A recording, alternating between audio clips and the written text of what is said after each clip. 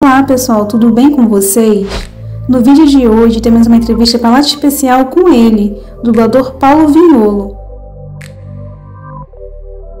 Ele que deu voz ao Michael Kyle do seriado Eu, a Patroa e as Crianças. Já que todo mundo fala o que quer aqui nessa casa, eu também vou falar. Eu mudo de nome se esse moleque pisar novamente na minha casa. Pai! Não! Mãe! E não!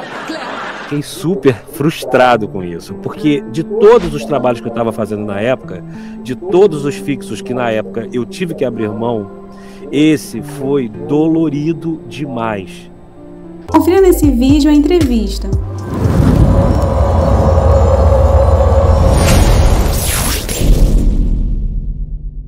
Procurei ao longo desses anos qualquer vídeo que você falasse sobre um trabalho que é muito conhecido e eu achei de tudo. Achei um CD seu quando você era criança, achei você no comercial, mas eu não achei você falando sobre Eu, a Patroa e as Crianças. Eu grifei algumas palavras muito importantes que você vai incorporar à sua linguagem. Dá uma olhada. Tá ligado? Tá ligado? Ô, DJ, isso não é remix. Porque quando eu assisti e era criança, eu não sabia o que era dublagem. Só que quando você foi substituído, hoje eu tenho essa ideia de que teve um segundo dublador. Antes, pra mim, passou a imagem de que você era você ali, só que com uma voz mais cansada. Ficou uma boa dublagem também, mas pra mim era uma fase. O Damon Wayans estava cansado, os dubladores também estavam cansados. Então por isso que estava assim. Os primeiros episódios que são mais engraçados, eles estavam com mais gás. Aí quando eu fui ver também o filme que é o Blank Man, que passou na sessão da tarde com o Damon Wayans, eu desliguei a TV e fui brincar, porque não era só voz. Só que eu não sabia que era dublagem, mas assim, eu fiquei pensando, ele nunca falou sobre esse trabalho, nunca apareceu ninguém falando também, saiu no 8º episódio da 3ª temporada e geralmente as pessoas estão em outro trabalho, pois às vezes demora a chegar no Brasil. Mas você, assim, no meio do trabalho você saiu, foi uma coisa que você se cansou? Eu estava em uma fase da minha vida, recém-casado, inclusive, que eu precisava de uma estabilidade financeira. A dublagem, ela te proporciona uma vida tranquila. Não digo que você vai ficar rico com dublagem, não é o caso, mas assim, ela te dá uma sustentação. Só que a direção de dublagem, ela te dava mais esqueci a palavra agora, mas assim, fugiu a palavra, mas assim, mais estabilidade. É exatamente isso, eu já tinha falado inclusive, estabilidade.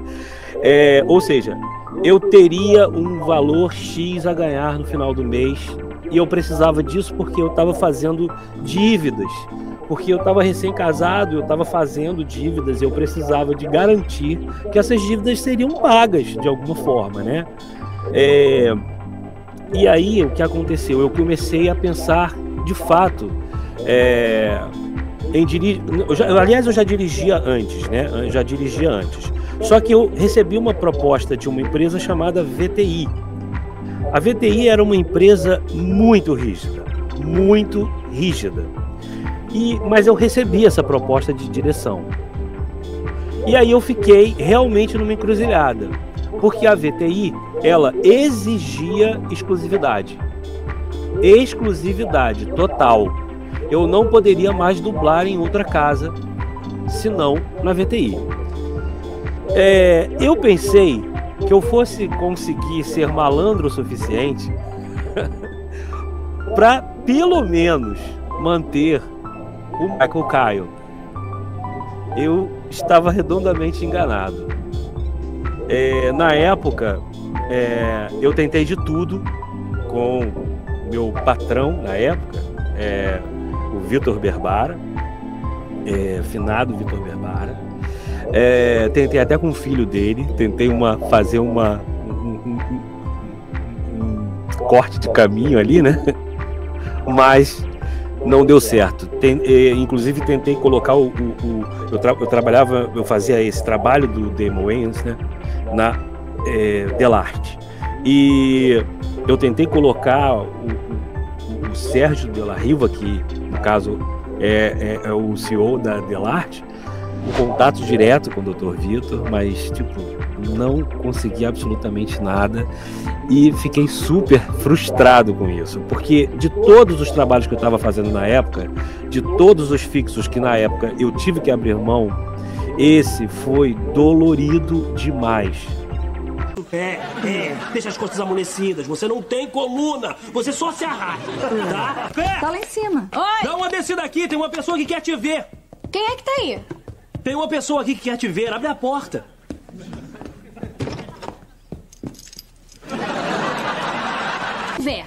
Olha, vamos falar sobre isso. Eu não tenho nada pra falar. Acabou e ponto final. Você não pode fazer isso com a gente. Ele era meu namorado. Tá, e os meus sentimentos não contam nada pra você? Gente, e aí, como é que vai, Choque? Mas era uma escolha de vida. Eu precisava fazer isso. Não tinha como eu fugir desse meu momento. E acabou que eu realmente fiz. Não consegui me manter no Michael Kyle. E não me arrependo, porque cumpri o meu objetivo na época, mas tem uma dorzinha no peito eterna por causa disso, porque eu não completei esse trabalho.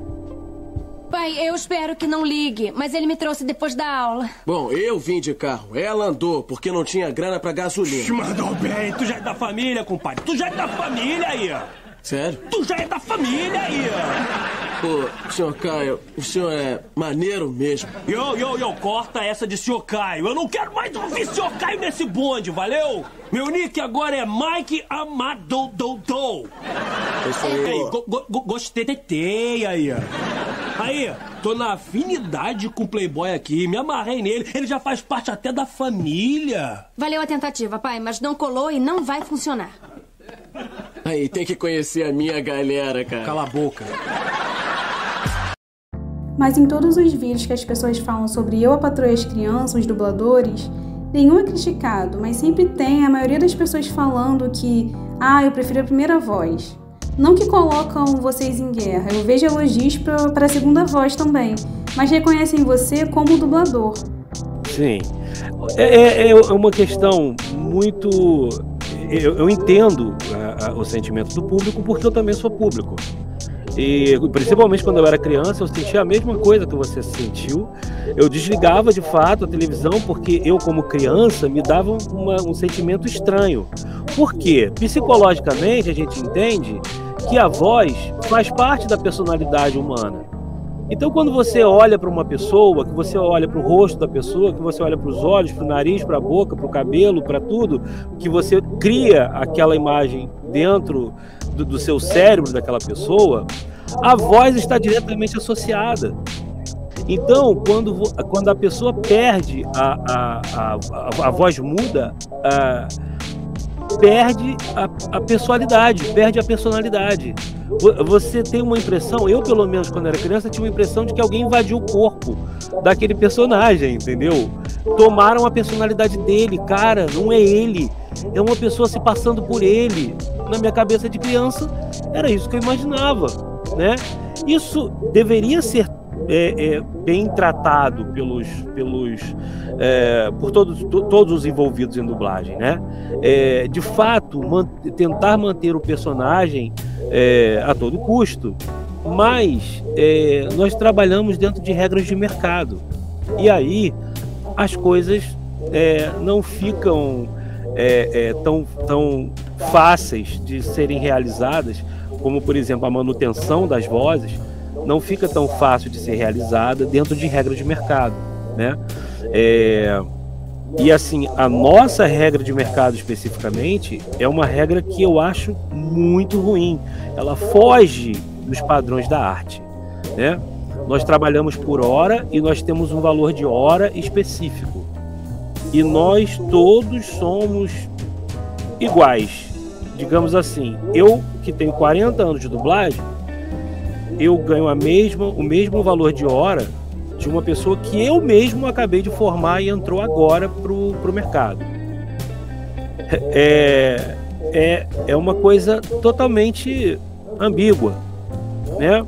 Você não tem tempo de carreira, nem merecimento nem mérito. Então, assim, eu acho uma forma muito ruim de lidar com a arte. A arte tem o valor dela, o artista tem o valor dele, e esse valor deveria ser agregado a essa imagem dessa pessoa. Então, eu estou desempenhando um papel super legal dentro de uma série chamada Eu, a Patroa e as Crianças, que está tendo um público excelente, que está gerando visualização, audiência. Então eu teria que ser remunerado de acordo com isso, o que não acontece no mundo da dublagem.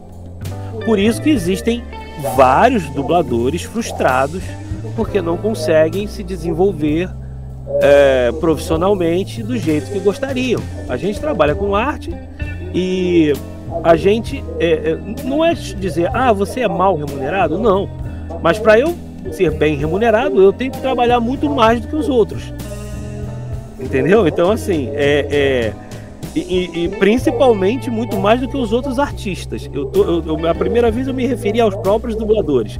Para eu ganhar um valor que dê para me sustentar minha família com algum conforto, eu preciso trabalhar demais em relação tanto aos colegas de trabalho, tipo, eu preciso trabalhar mais do que o cara que entrou agora, para que eu tenha um sustento razoável, né? E principalmente em relação aos outros artistas, um ator de TV, um ator de cinema, um cantor, ele vai ganhar muito, muito, muito mais do que eu, porque eu teria que me matar e assim mesmo não iria conseguir chegar ao valor de um ator de TV. E fazendo um trabalho que eu não só acho similar, mas acho até mais complicado, né? Então, são escolhas que a própria classe fez, entendeu? É uma escolha que a própria classe fez. O que eu não acho correta, infelizmente a escolha foi feita, eu acredito que de forma muito enganada, assim, muito errada, eu tenho minha opinião formada a respeito disso. Eu não estou fazendo nenhuma queixa aqui, não.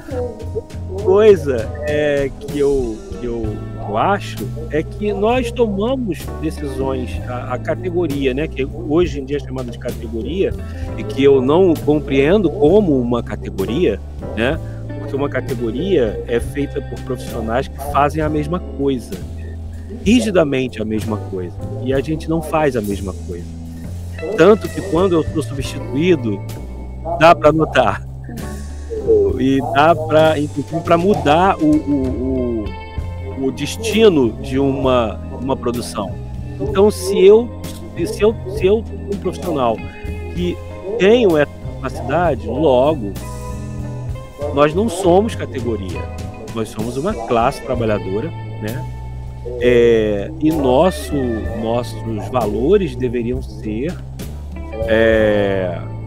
combinados no ato do trabalho.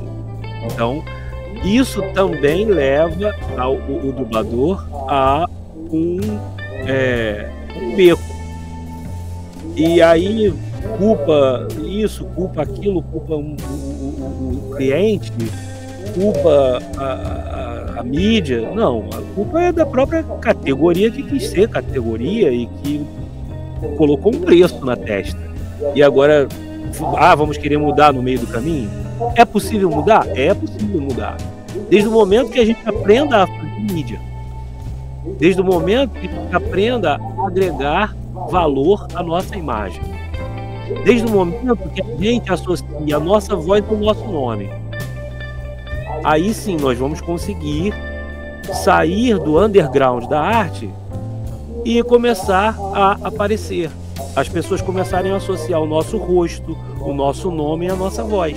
Aí sim, as pessoas, o público em geral, vai começar a valorizar a nossa profissão. E quem avalia o quanto a gente vale, de fato, é o comprador final. Quem é o comprador final do produto? É o público. Então, se o público não sabe quem você é, como é que ele pode avaliar alguma coisa? Se você fica naquela de, será que mudou? Será que não mudou? Quem é esse cara? A voz é maneira, o trabalho é legal pra caramba, mas quem é esse cara? Se você, que é a compradora do meu produto, né? No final das contas, você tem essa cegueira, como é que você vai poder me avaliar? Eu, Paulo Vignolo. Você não vai conseguir fazer isso. Assim como o público, de forma geral, não consegue fazer isso.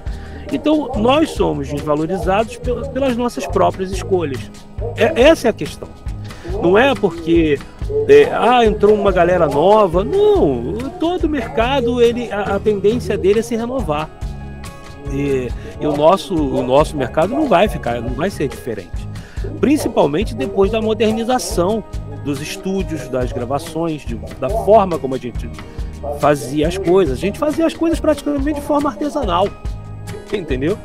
Porque era muito pouco produto, muito poucos estúdios para fazer, e de repente hoje nós temos mais de centenas de estúdios, dezenas de estúdios, vamos dizer assim. Eu acho que chega a beira lá a casa dos 130 estúdios no Brasil, ou pode ser mais do que isso, um pouco menos, mas imagina, a gente tinha 2 estúdios grandes naquela época, né? Na década de 80, de 90, praticamente, nós tínhamos... 90 já tinha alguma coisa, mas 80 era Herbert Richards e Alamo e BKS, entendeu? Então, assim, a concepção de mercado hoje em dia está totalmente alterada, e as pessoas ainda querem manter a mesma regra de antes. Não tem como, o mercado mudou, e o mercado, ele é uma entidade. Você não pode mudar o mercado é que te muda, entendeu? Então você tem que se adequar. Não adianta a gente ficar batendo o pé, entendeu? Dizendo que a gente tem que fazer dessa maneirinha, dessa outra maneira. Não, quem diz é o mercado está dizendo isso, a gente tem que obedecer, infelizmente.